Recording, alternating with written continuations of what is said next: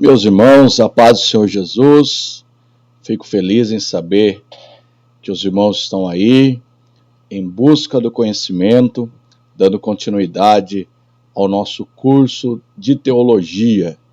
Como eu sempre digo aos irmãos, o estudo, é um remédio que funciona a longo prazo.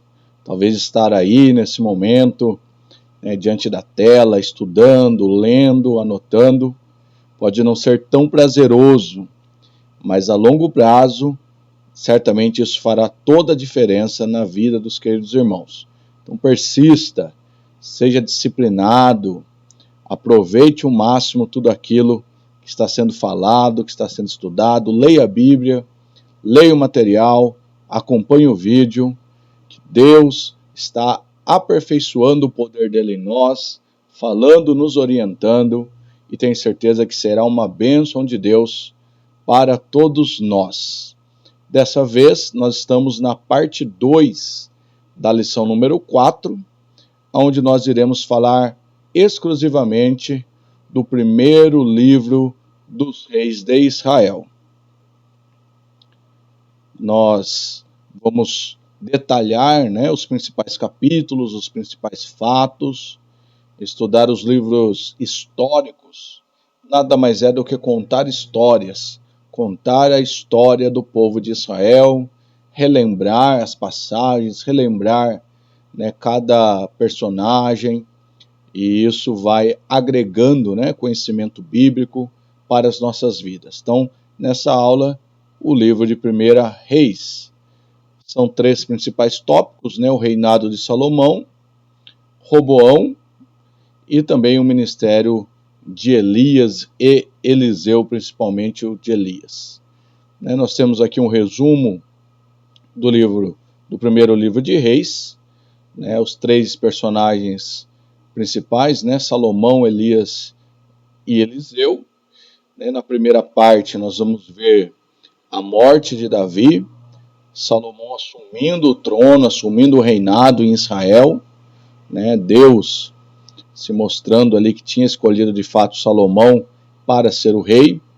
Logo nós vamos ter a oração ali de Salomão em sonho, o pedido dele em busca de sabedoria, Deus concedendo a ele, e ali você vai ver do capítulo 3 ao capítulo 10, mais precisamente, Deus abençoando o reinado de Salomão, dando sabedoria a ele, glórias, riquezas, construção do templo. E a partir do capítulo 11, a gente já vê, começa a decadência do reinado de Salomão, o reino é dividido em 2 pedaços, e desde então começam a se passar vários reis em Israel e em Judá.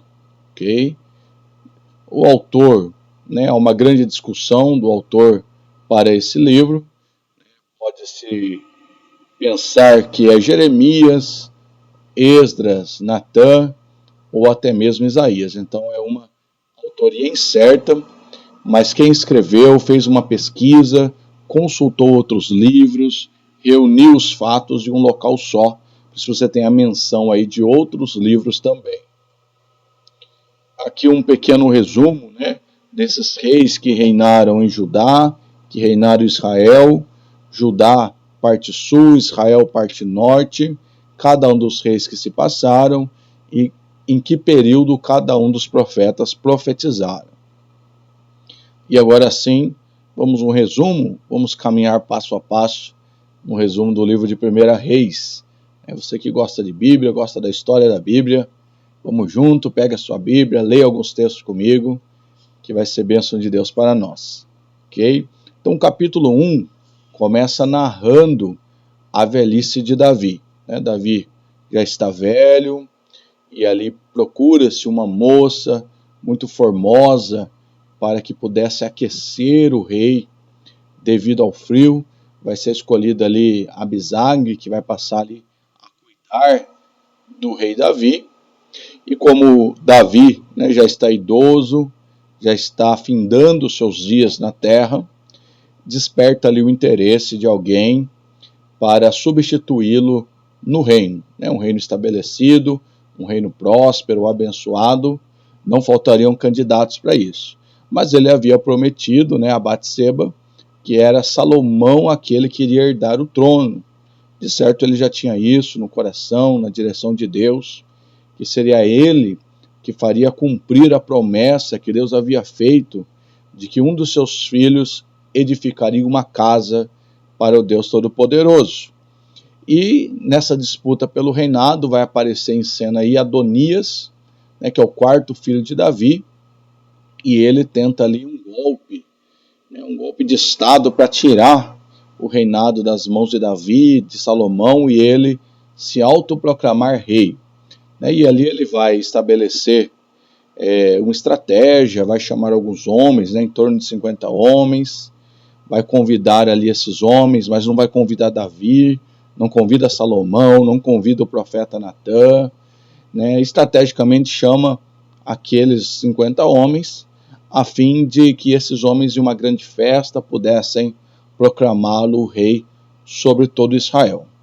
Mas, né, o profeta Natã, percebendo aquilo que estava acontecendo, vai até Batseba, alerta ela do que estava acontecendo, ela vai até Davi, diz que Adonias está tentando retirar o reino e que ele havia prometido que era Salomão. Ela faz um combinado ali com o profeta, que também chega atrás contando a mesma história, forçando ali Davi a tomar uma posição. E é isso que Davi vai fazer, vai levar, né, ao público Salomão, montado ali no seu jumento, no animal ali do rei, e vai consagrá-lo, né, ali o profeta, o sacerdote, vai consagrar Salomão, o rei, sobre todo Israel. Né? É claro que ali vai ter a narrativa, Adonias vai ficar preocupado, vai correr até o altar onde eles sacrificavam, vai agarrar até o altar, vai pedir misericórdia para Salomão. No primeiro momento, Salomão perdoa ele, né? não condena ele à morte, mas o capítulo 1 termina ali com a consagração de Salomão. O capítulo de número 2, você vai ver Davi passando as instruções a Salomão, como que deveria ser o seu reinado, como que ele deveria proceder para ser bem sucedido. Isso está lá no capítulo 2 do primeiro livro de Reis, dos versos 2 ao 4, se você quiser abrir a sua Bíblia e me acompanhar. O texto bíblico vai nos dizer da seguinte maneira: Davi dizendo a Salomão: eu vou pelo caminho de toda a terra. Sê tu forte, portanto, e mostra-te um homem. Né? Em outras traduções, seja homem, Salomão. E o verso 3 continua: e guarda o encargo do Senhor teu Deus, para caminhar nos seus caminhos, para guardar os seus estatutos, os seus mandamentos, os seus juízos, os seus testemunhos, como está escrito na lei de Moisés, para que te possa prosperar em tudo o que fazes, e para onde quer que voltes, para que o Senhor possa continuar a sua palavra, que falou a teu respeito, dizendo: se os teus filhos atentarem ao seu caminho, para caminharem diante de mim, em verdade, com todo o seu coração e com toda a sua alma, não te faltará, disse ele, um homem no trono de Israel. Veja que Davi, ele sabia que Deus havia tirado o reino, né, o reinado de Saul, e colocado Davi no lugar.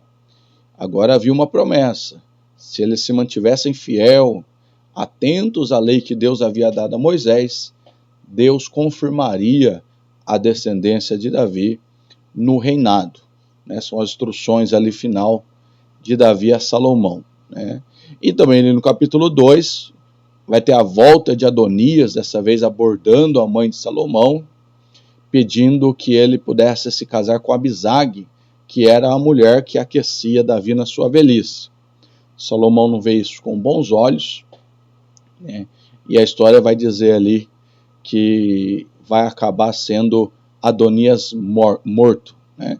Então morre ali no capítulo 2 Adonias, e também todos os inimigos de Davi, porque ali na conversa de Salomão com Davi, Davi passa ali estratégia, menciona alguns homens a qual Salomão precisava matar, né, que eram inimigos do rei, e Salomão vai atentar aquilo que Davi recomendou, vai matar os inimigos do rei, né, e também morre Adonias no capítulo de número 2. Adentrando o capítulo de número 3, né, é um capítulo de bastante destaque dentro do livro, né, o nosso material, se você tem aí o nosso livro, lá ele vai mencionar que Salomão ali começa a reinar muito jovem, aproximadamente 17 anos, e que ele amava o Senhor, né? Era temente a Deus, né? E ele ali como rei vai sacrificar ao Senhor em Gibeon, vai oferecer uma oferta ao Senhor, e dormindo ele tem um sonho que Deus vai falar com ele, né? E aí a passagem muito conhecida, aonde ele na sua oportunidade vai pedir que Deus dê a ele entendimento e sabedoria, porque o povo é grande, como, né, talvez temesse ele ali não ser um rei como Davi, e por isso ele vai pedir sabedoria a Deus. Deus vai se agradar do pedido dele, que ele quer sabedoria, quer conhecimento, para servir melhor o reino, né, para liderar o povo. Deus se agrada desse desejo dele, ser aperfeiçoado pelo próprio Deus, e Deus ele vai conceder isso a Salomão, e ainda com acréscimos, né? Porque vai dizer, como você não pediu a morte dos inimigos, não pediu riquezas, não pediu longevidade, então eu vou te dar tudo isso, mas eu vou te dar sabedoria também, né? E ali nós vamos ver a sabedoria de Salomão já em prática, né? Ele acorda daquele sonho, faz sacrifício ao Senhor, retorna para o palácio, e ainda no capítulo 3 também mostra a narrativa daquelas mulheres que tinham tido filhos, né? Uma tem um filho, depois de 3 dias, a outra também tem um filho, mas a dessa morre, e uma rouba o filho da outra, e elas vão diante do rei, né? E ali causa já admiração a sabedoria do rei, que manda matar a criança e dividir ao meio e dar um pedaço a cada uma. Claro que aquela que era a mãe de verdade vai dizer, não, então pode dar a criança para ela, porque era mais importante manter a criança viva, mesmo que não com ela. Então Salomão falou, então dê a essa primeira o filho, porque ela é a mãe, né, prefere o filho vivo nos braços de outra do que ver o filho dividido ao meio. Ali estava claro que Deus estava abençoando Salomão, havia dado aquilo que Salomão havia pedido, né? E eu abro um parênteses, né, para destacar a importância da busca pelo conhecimento, a importância, né, que nem sempre as pessoas dão hoje, né? Parece que estudar a Bíblia, parece que estudar a palavra, ou até mesmo cursar uma faculdade, parece que é uma coisa secundária, não é? Mas você vê que Salomão sabia que por meio do conhecimento e da sabedoria, ele poderia ser bem-sucedido em tudo aquilo que lhe viesse à mão. Ainda nós temos vários grupos, né, que resistem ao ensino teológico. Alguns, infelizmente, começam, mas na primeira dificuldade, no primeiro pretexto, já usa aquilo para abandonar o curso. Se você que está aí estudando, você que está se dedicando, talvez já esteja aí nos finais, né, nos módulos finais, parabéns pela sua dedicação. A vida daquelas pessoas que se dedicam a aprender a palavra, ela é mudada, a mente é mudada, a gente se torna pessoas melhores, a vida espiritual é alimentada. Então, uma das minhas missões, eu considero, né, é levar esse amor pelo aprender, esse amor por conhecer, independente da idade. Eu tenho certeza que o conhecimento é que faz a diferença na nossa vida, o conhecimento vai gerar sabedoria, a sabedoria vai pautar as nossas ações, e assim seremos bem-aventurados quando abençoados pelo Senhor. É importante destacar que é claro que Deus deu uma facilidade para Salomão entender as coisas, mas Salomão, né, principalmente quando você vê lá Eclesiastes, Provérbios, que ele buscava o conhecimento também, né? Ele buscava entender as coisas, né? Ele falou sobre muitas coisas, sobre muitos assuntos, então ele pesquisava, ele lia, ele observava, né, para que ele pudesse aprender. Às vezes as pessoas querem aprender, desde que não precisa se dedicar muito, desde que não gaste muito tempo, né? Se for 5 minutinhos já está bom. Na verdade, tem uma relação com dedicação e disciplina o aprendizado. Então precisamos desejar a sabedoria. Glória a Deus se você deseja, mas devemos pedir a Deus essa sabedoria, né? Tiago fala que ele quer aquela sabedoria que vem do alto, não aquela carnal diabólica. Devemos procurar a sabedoria, né? Paulo vai dizer a Timóteo: procure apresentar a Deus como um obreiro aprovado. Tem que procurar, tem que ler, tem que estudar, tem que se dedicar, né? E desejar crescer em sabedoria. A Bíblia vai dizer lá em Lucas que o Senhor crescia, né? Não só fisicamente, mas ele crescia também em graça, em sabedoria, né? Sabedoria diante de Deus e diante dos homens, né? Esse é o nosso desejo e é isso que o irmão, a irmã deve buscar também. Só assim podemos abençoar outras pessoas. Feito e falado o capítulo de número 3, da busca de Salomão pela sabedoria, nós iniciamos o capítulo de número 4. E aí, com sabedoria, com temor a Deus, não tem como não prosperar o reinado de Salomão.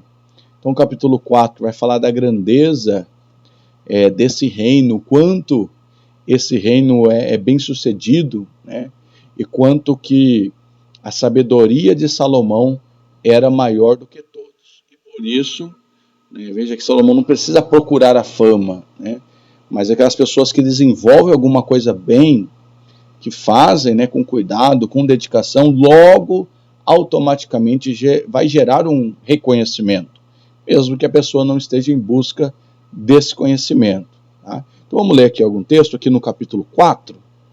Vamos lá, mais uma vez convido você a pegar a sua Bíblia. O capítulo 4 ele destaca então essa grandeza do reino de Salomão. Capítulo 4, o verso 26 fala da riqueza. E Salomão tinha 40.000 cocheiras de cavalos para suas carruagens, 12.000 cavaleiros. Esses oficiais, cada qual no seu mês, forneciam provisão para o rei Salomão, e todos os que viam a mesa do rei Salomão nada deixavam faltar. Né? Então, nós já ouvimos várias pregações que detalham a riqueza de Salomão. Né? O verso 30, capítulo 4, 30, fala da sabedoria.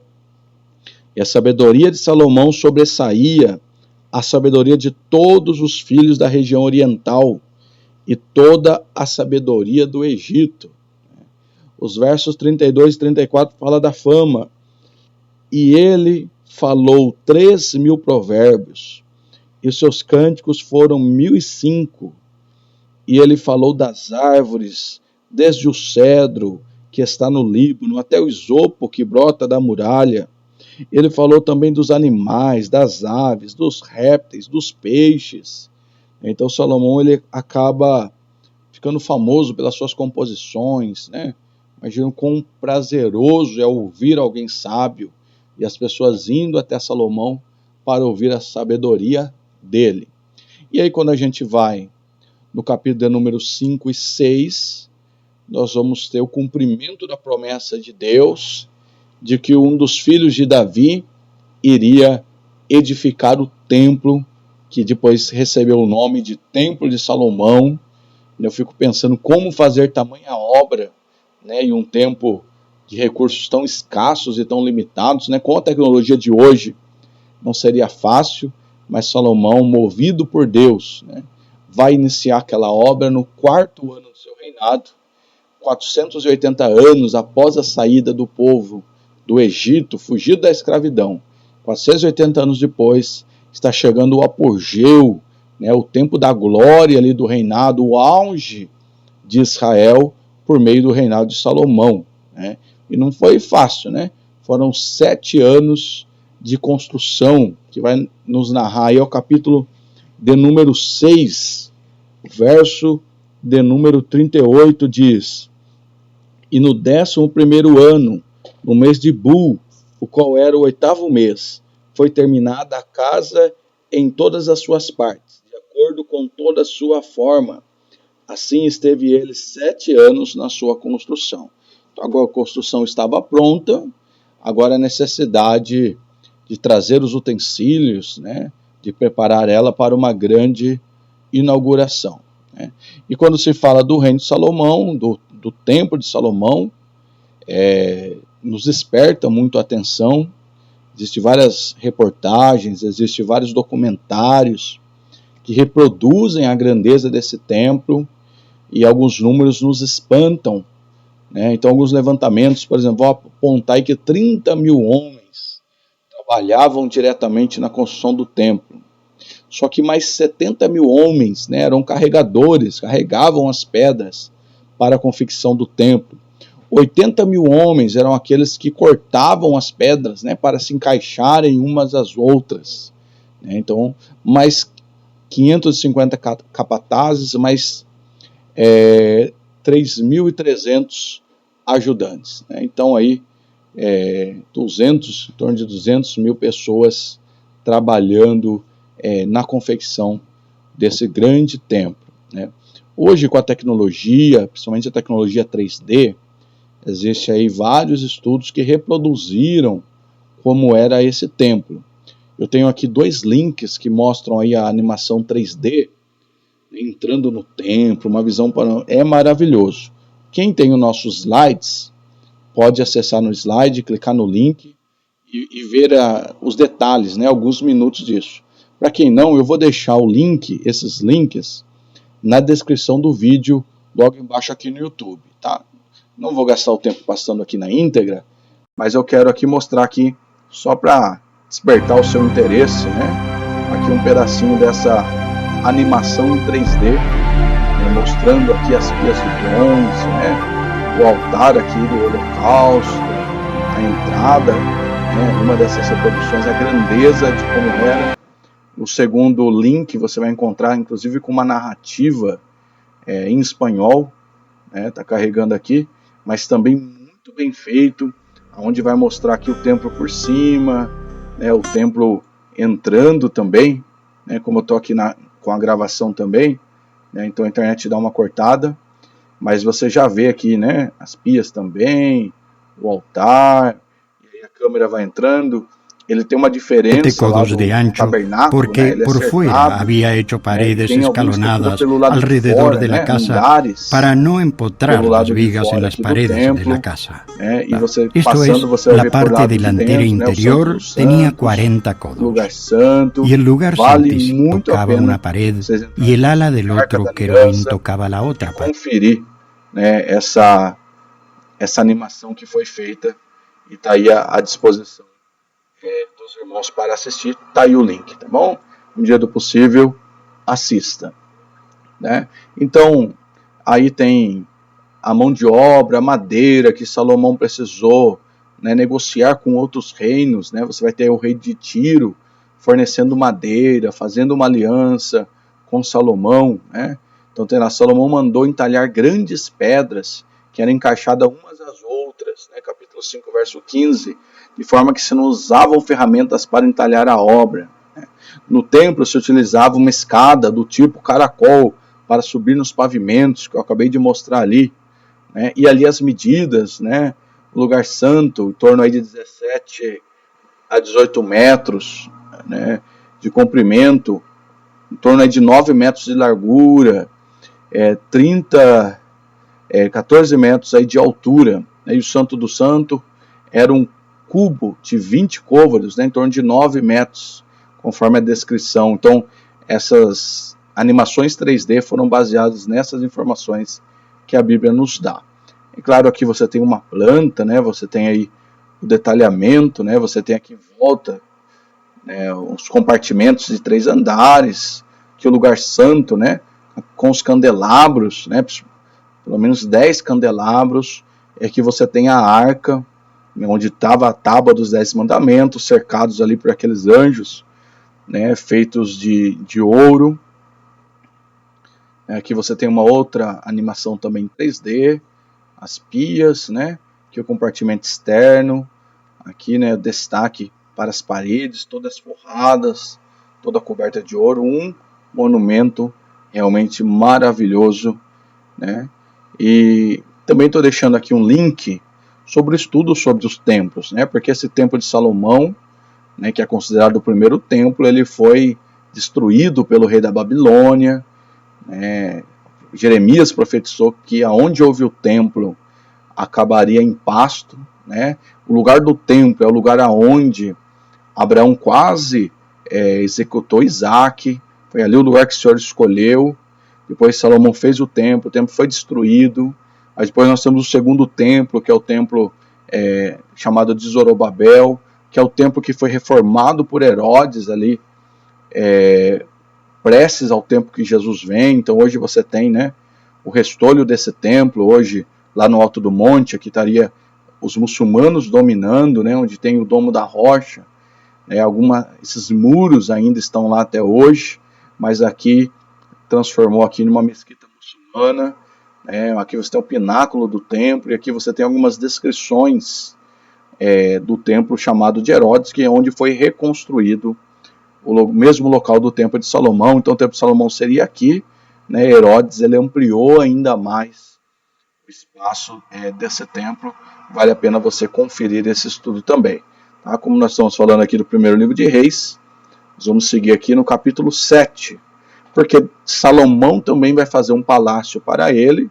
O capítulo 7 narra, né, os detalhes desse palácio, e ali durante 13 anos é que foi edificado esse palácio, né?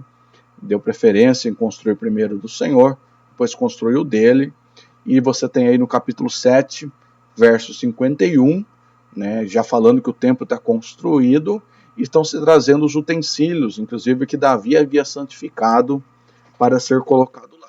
Capítulo 7, vamos lá comigo no verso de número 51, diz assim: Assim foi terminada toda a obra que o rei Salomão fez para a casa do Senhor.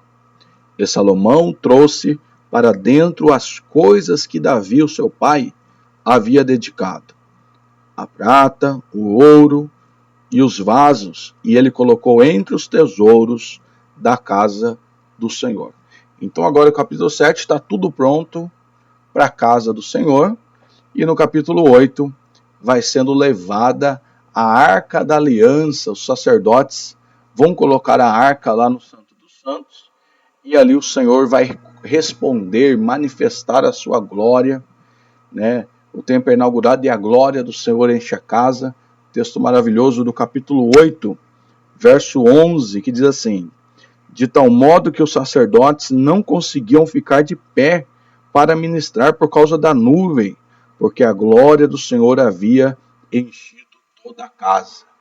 Então Deus se fez presente lá naquele lugar. Haviam ali muitos animais para serem sacrificados.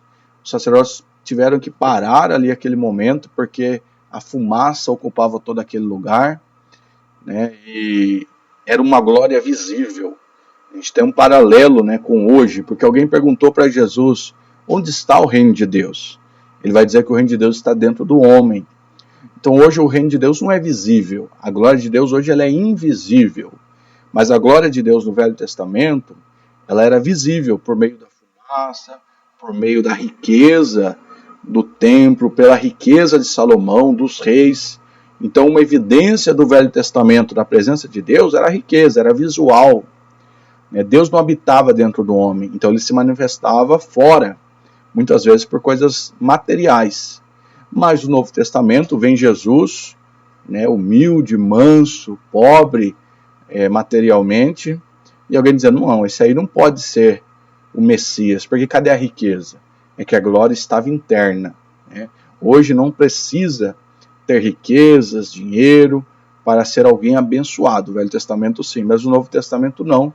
Você vai ter a história aí dos discípulos, né, perdendo a sua vida, entregando a sua vida para o trabalho do bom mestre, e nenhum deles amontoando riquezas.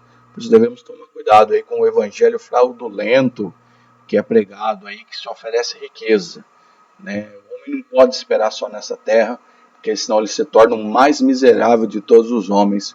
Foi aquilo que Paulo falou, tá? E aí Salomão fala da fidelidade da promessa feita a Davi na construção. Salomão vê ali a glória de Deus, né, vê ali o sacrifício e todo aquele grande evento acontecendo, e ele vai dizer a Deus como Deus é maravilhoso, como Deus, né, abençoou o pai dele, escolheu ele, está abençoando ele. Ele mostra uma humildade, né, dizendo, né, que nem o céu dos céus comportam Deus, como Deus ia morar naquela casa que ele fez, né? E ali ele vai orar, fazendo pedidos para que Deus esteja presente, quando o povo pedir, quando o povo orar, né? Vamos dar uma confirmada lá, capítulo 8, versos 27 e também o verso de número 29. O texto vai dizer assim: todavia habitará verdadeiramente Deus na terra? Eis que o céu dos céus não consegue te conter, tanto menos esta casa que eu tenho edificado. Contudo, tem tu respeito pela oração do teu servo e pela sua súplica, ó Senhor meu Deus, para atentarem ao clamor e à oração a qual o teu servo suplica diante de ti. E o verso 29, para que os teus olhos, noite e dia, possam estar abertos em direção a esta casa, em direção ao lugar a qual o tens dito. O meu nome estará ali, para que possais ouvir a oração que o teu servo fará em direção a este lugar. Então Salomão está grato, pedindo que Deus esteja lá, ouça a oração daquele local. E aí você vai haver a narrativa, né, dos inúmeros animais, vários dias de festa, 22 mil vacas, 120 mil ovelhas sendo sacrificados ao Senhor no capítulo 8. E tudo isso trouxe, né, mexeu com Deus, né, atraiu Deus. Por isso o capítulo 9 vai mostrar Deus respondendo à oração de Salomão. Não se faz tudo certo, né? Não se ora, prioriza a obra de Deus, faz com temor, a resposta de Deus, ela vem. Por isso lá no capítulo 9, você vai no verso 4 e 5. Você gosta de Bíblia? Vamos ler a Bíblia então. Diz assim: e se tu andares diante de mim como Davi o teu pai andou, em integridade de coração e em retidão, para fazer segundo tudo o que tenho ordenado, e guardar os meus estatutos e os meus juízos, então estabelecerei o trono do teu reino sobre Israel para sempre, como prometi a Davi o teu pai, dizendo: não te faltará homem sobre o trono de Israel. Então veja que Deus responde a Salomão, diz uma condicional: se você temer ao Senhor, sempre eu vou confirmar o seu trono. E Deus ali mostra-se muito satisfeito, né? Vai dizer, se o povo chamar, se o povo clamar, Deus vai atender o pedido do povo, né? E desde então, após a inauguração, o reino de Salomão ainda ele se expande ainda mais. Por isso lá no capítulo 10, nós vamos ter a passagem da rainha de Sabá, que ela vem com vários enigmas para Salomão, fica encantada com a sabedoria, não só com a sabedoria, mas com a organização. Salomão também ele era um bom administrador. Ela fica encantada, né? Lá no capítulo 10, de 4 a 6, o texto vai dizer: e quando a rainha de Sabá viu toda a sabedoria de Salomão e a casa que ele havia edificado, aí ela observa como era o alimento da mesa, o assentar dos seus servos, o atendimento dos ministros, e as suas vestes, os seus copeiros, e a sua subida pelo qual subia até a casa do Senhor. Então, quer dizer, ela observou, né, a organização, a maneira a qual Deus capacitou Salomão para fazer tudo aquilo. E o capítulo 10, verso 10, vai mostrar um presente, né? E ela deu ao rei 120 talentos de ouro e uma provisão muito grande de especiarias e pedras preciosas. Nunca mais ali chegou tal abundância de especiarias como essas que a rainha de Sabá deu ao rei Salomão. Então ele ficou ainda mais rico, mais famoso, mais abençoado por Deus. Então capítulo 9 e 10 mostra, né, o auge, né, presença de Deus, manifestação sobrenatural, Deus falando com ele, fazendo promessa, pessoas vindo de fora, abençoando Salomão, que já era abençoado. Um tempo aí de viver as promessas de Deus. A gente faz tudo certo, irmão, e aguarda com paciência. Chega uma hora né, que Deus abre as janelas celestiais e as bênçãos começam a chegar. Às vezes tem momentos de provações que você está precisando, não chega nada. Mas na hora que Deus resolve abrir as janelas celestiais, chega uma bênção após outra de forma tal que você tem abundância para você e pode abençoar outras pessoas, né? Mas tem que ter paciência e fazer tudo segundo o Senhor pediu. Porém, né, eu já havia vindo falando em outras aulas, parece que quando as pessoas chegam no auge, né, elas relaxam, né? Davi aconteceu isso e vai acontecer isso também com Salomão, porque a partir do capítulo 11 mostra-se a insensatez de Salomão. E um dos erros de Salomão foi casar com muitas mulheres, né? Muito desses casamentos eram negócios que ele fazia com outros reis, né? Todo rei queria que uma de suas filhas casasse com o grande Salomão, e com isso ele foi aumentando o número de esposas, o número de concubinas. Por isso que o capítulo 11 vai dizer assim: o rei Salomão, porém, amou muitas mulheres estrangeiras, além da filha de Faraó. Então, lá atrás já havia dito que ele havia casado com a filha de Faraó, e para o povo de Deus essa mistura ela é muito prejudicial, né? Toda mistura, o santo não mistura com o profano, né? Então, ele foi por esse caminho, isso lhe custou muito caro, porque as mulheres dos moabitas, amonitas, edomitas, sidônios, dos heteus, casou com todo esse povo. E essas mulheres trouxeram os seus deuses até Salomão, né? E ali, olha o verso 2. Das nações acerca das quais o Senhor disse aos filhos de Israel: a elas não entrareis, tampouco elas entraram a vós, porquanto certamente elas desviaram o vosso coração atrás de seus deuses. Salomão se apegou a estas em amor, e ele teve 700 esposas, princesas, 300 concubinas, e as suas esposas desviaram o seu coração, de forma tal que aquele que tinha um relacionamento próximo com Deus, que Deus falou com ele, foi usado por Deus para fazer aquele templo, agora está adorando a deuses estranhos. Veja, meus irmãos, a importância de ser firme e constante, porque a nossa recompensa está no fim. Quem parar no meio do caminho é como se não tivesse feito nada, irmão. A nossa recompensa maior é no fim dessa trajetória. Por isso persista, mesmo com sofrimento e dificuldade, né? Não troque o Senhor, a presença do Senhor. Infelizmente, um tempo, né, que as pessoas têm voltado atrás, têm crucificado Cristo novamente, né, com seus atos, com suas ações, nem escondem, né, não tem mais o temor do Senhor. Um dia estão na igreja, outro dia já estão postando as suas bebedices, né? E Salomão foi influenciado. Nós somos pessoas influenciáveis, por isso cuidado com quem a gente anda, com quem a gente coloca dentro de casa, ter boas amizades, andar cercado de pessoas de Deus fará toda a diferença. E todo pecado tem consequência. Por isso o capítulo 11, o verso 30 e 32, tem a profecia de Aías, porque vai vir o resultado do pecado de Salomão. Então lá no 11, verso 30, e Aías tomou a vestimenta nova que estava sobre ele, rasgou em 12 pedaços, e ele disse a Jeroboão: toma para ti 10 pedaços, porque assim diz o Senhor, o Deus de Israel: eis que rasgarei o reino da mão de Salomão, e darei 10 tribos para ti. Então veja que Jeroboão, né, que era ali só um serviçal, né, Deus está tomando da descendência de Salomão, e das 12 tribos estaria dando 10 tribos para Jeroboão, e ele estaria governando em uma área maior até, e ali vai acontecer a divisão, reino do norte e reino do sul.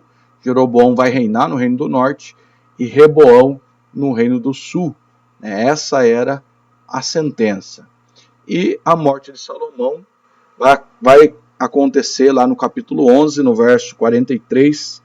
E Salomão dormiu com seus pais.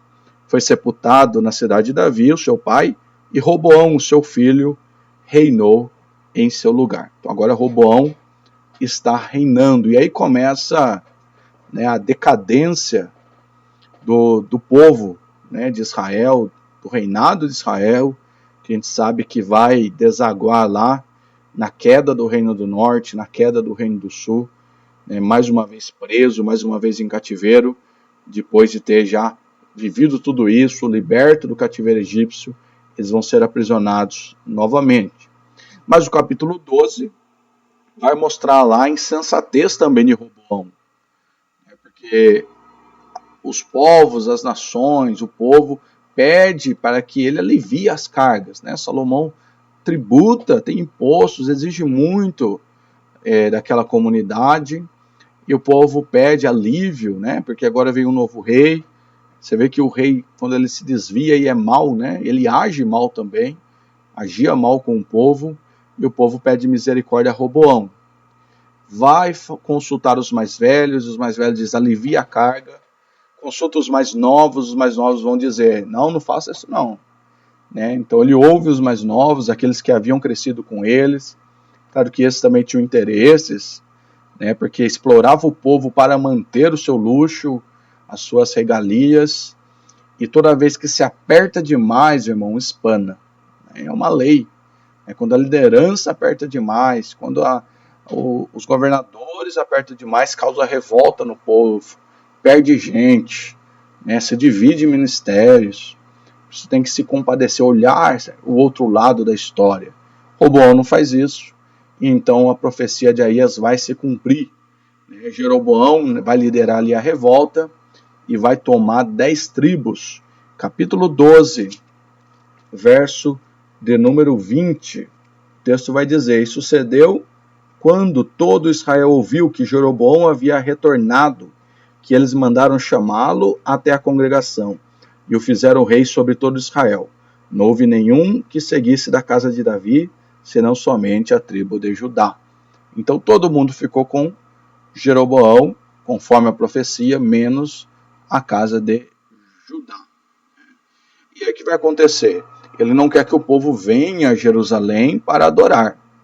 E é por isso que ele vai começar a edificar, né, lugares de adoração em Samaria, nos lugares do Reino do Norte, e daqui a pouco ele está fazendo o povo pecar terrivelmente, adorando a deuses estranhos. Olha, o capítulo 12, o verso 27 vai dizer, e se esse povo subir para fazer sacrifício à casa do Senhor em Jerusalém, então o coração desse povo retornará ao seu senhor, a saber, Roboão, rei de Judá. E eles me matarão, e irão novamente a Roboão, rei de Judá. Então ele tinha medo que o povo voltasse para Roboão. Assim o rei tomou conselho, e olha o que ele fez. Ele fez 2 bezerros de ouro, e lhe disse, é demais para vós subirdes a Jerusalém.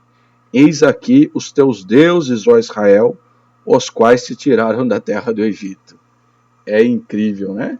O mesmo pecado de Arão lá, ele fez o bezerro, fez os bois e atribuiu, e o povo, sem direção, sem conhecimento, sem temor, vai adorar a deuses estranhos, abandonando o Senhor. Por isso o reino do norte é uma tragédia. O reino do norte, os reis não temem a Deus, fazem aquilo que é mal apenas diante do Senhor, né?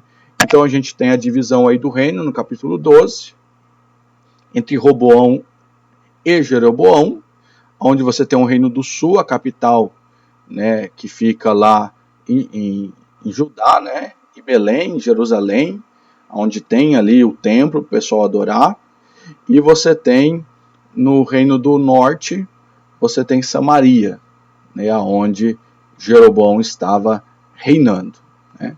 Aqui é um slide que tem um comparativo entre Israel, que é reino do norte, Judá, que é reino do sul. Isso é importante, né? No estudo da história do povo, a gente sabe que o reino de Israel, né, ele cai primeiro, né, que é o reino do norte.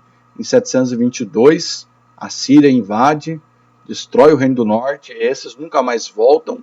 E a gente sabe que o reino do sul demora mais tempo, mas lá em torno de 587, né, quando a gente estuda lá os profetas maiores, os profetas menores, a gente detalha isso, mas é levado cativo por Nabucodonosor para a Babilônia, retornará depois de 70 anos, mas a história da divisão começa aí, no capítulo 12 do primeiro livro de Reis. E aí já no capítulo 14, você vai ter a narrativa ali de Jeroboão, né, que era um mau rei, né, e seu filho está doente e manda consultar o profeta, que é Aías. E ele manda a sua esposa ir até lá, disfarçada, né, consultar o profeta. Né, o profeta mesmo velho, olha lá, 14:2. E disse Jeroboão a sua esposa: levanta-te, rogo-te, disfarça-te, para que não seja reconhecido como esposa de Jeroboão. Vai a Siló, eis que ali está Aías, o profeta, o qual me contou que eu deveria ser rei sobre este povo. Leva contigo pães, bolos, cântaro de mel, vai a ele. E ele contará o que sucederá com a criança. Então ele quer saber, a criança vai viver, a criança vai morrer. Lá no verso 6 do capítulo 14, e foi assim: quando Aías ouviu o som dos seus pés, né, que era a esposa de Jeroboão, enquanto ele entrava pela porta, que ele disse: entra tu, esposa de Jeroboão. Ela foi toda disfarçada, né, mas não enganou o homem de Deus. Entra, só pelos passos, Deus já havia falado para ele. Porque finge ser outra pessoa? Porque sou enviado a ti com notícias pesadas.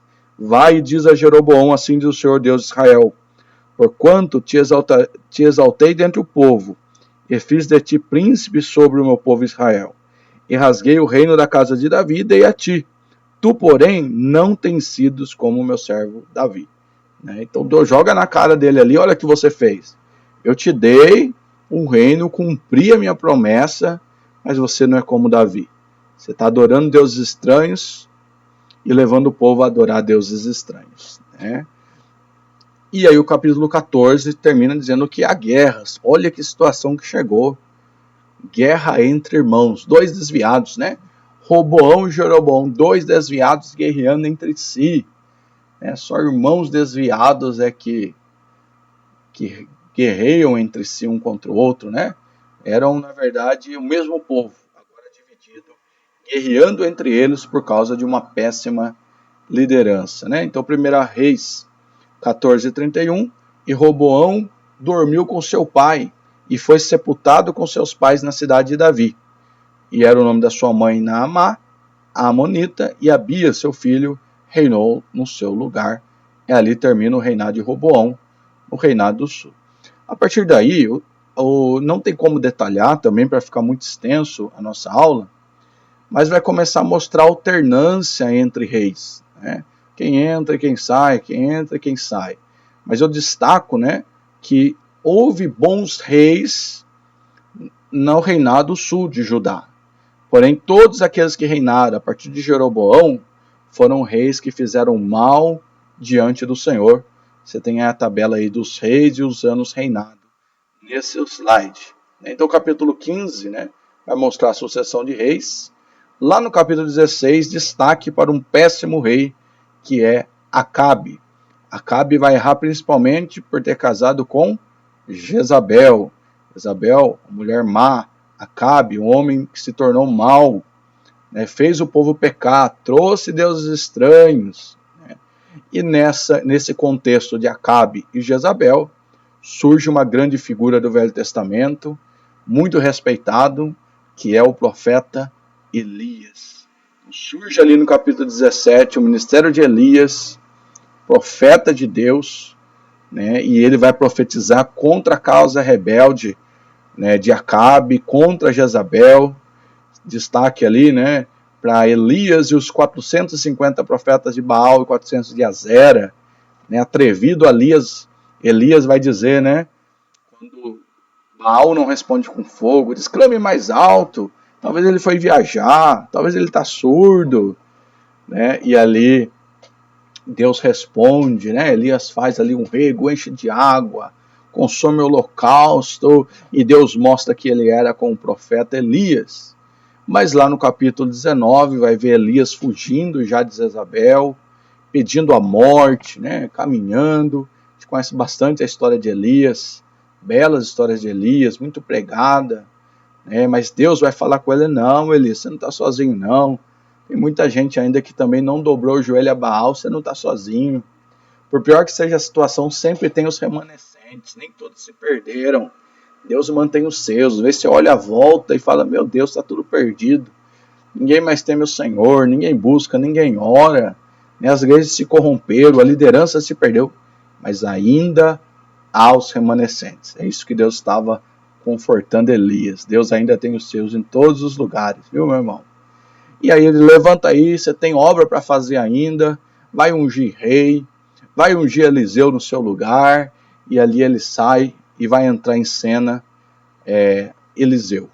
Né? Você vai ver também no capítulo 21 a conhecida história de Nabote, né? Que Nabote é aquele que não queria, né? Acabe queria fazer horta com a herança de Nabote. Nabote preferiu morrer a entregar a sua herança. Olha que exemplo de Nabote, uma linda história também.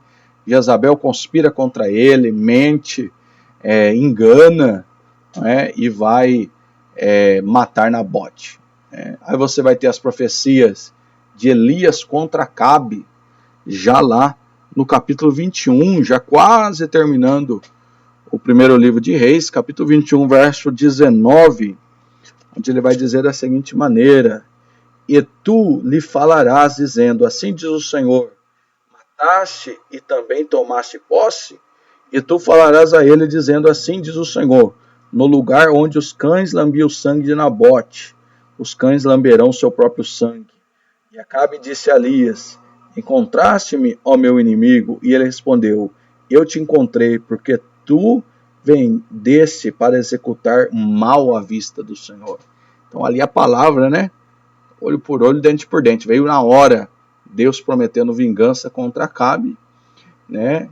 E ali no capítulo 21, do 27 e 29, Acabe reconhece, né, o seu erro, o seu pecado. Vamos ver lá, capítulo 21, de 27. E sucedeu quando Acabe ouviu aquelas palavras, ele rasgou as suas vestes, pôs o pano de saco sobre a sua carne, jejuou, deitou em panos de saco e seguiu brandamente. E a palavra do Senhor veio a Elias, o tibista, dizendo, vê tu que Acabe se humilha diante de mim? Como ele se humilha diante de mim, não trairei o mal nos seus dias, mas nos dias dos teus filhos, trarei o mal sobre a sua casa. Como Deus é misericordioso, né? Acabe nos piores reis de Israel, Deus teve misericórdia dele ainda. E então chegamos no final, capítulo 22, onde Micaías vai profetizar, né, lá em 22, 28, a morte de Acabe. E Micaías disse, se em verdade tu retornares em paz, o Senhor não falou por meu intermédio. E ele disse, atentai, ó povo, cada um de vós. E assim o rei de Israel, Josafá, e o rei de Judá subiram a Ramote Gileade. Né? Então o profeta havia profetizado a morte. Se ele fosse, Acabe fosse, a guerra iria morrer. Ele não acredita no profeta. E alguém vai lançar ali a flecha ao ermo e vai acertar e vai matar o rei Acabe. Né? Então cumpre-se a profecia ali de Elias no capítulo 22, no verso 38. E um lavou a carruagem do tanque de Samaria, e os cães lamberam o seu sangue, e lavaram a sua armadura, segundo a palavra que o Senhor falou. Né? E assim a gente conclui essa segunda parte da lição número 4, com a passagem rápida, né, de alguns pontos do livro de 1 Reis de Israel. Eu espero de verdade que de alguma maneira essa aula possa ter acrescentado alguma coisa à vida do irmão, que o irmão possa ser edificado, que Deus te inspire, que Deus te abençoe, que Deus te ilumine por meio dessa aula. Na próxima aula 5, terminando os livros históricos, eu espero você lá também. Deus abençoe, muito obrigado, fique na paz.